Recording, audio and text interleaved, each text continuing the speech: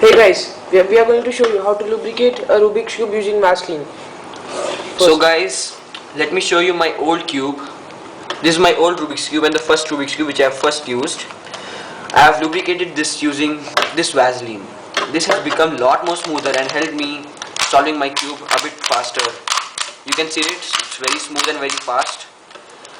So the benefits of lubricating a Rubik's cube is you can solve your cube faster and it helps you solving the cube using your fingertips.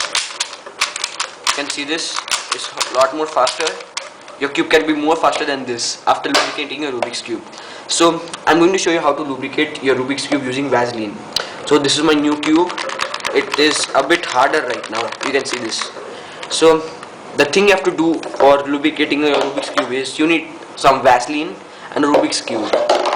So you have to tilt your cube about 45 degrees like this at the top. Pop up this centerpiece outside like this and take out those three pieces.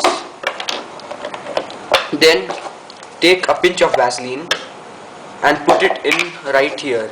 You can see my cube already has a bit, but for the sake of demonstration I am again putting some in it.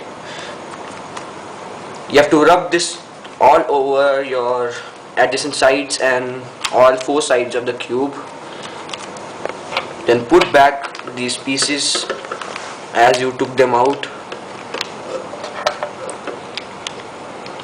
You must remember that while lubricating your cube, you must open all four sides of your cube. This like blue and green, white and yellow. There's no need to open your red and orange side, because as you open your four sides, the Vaseline enters other two sides too.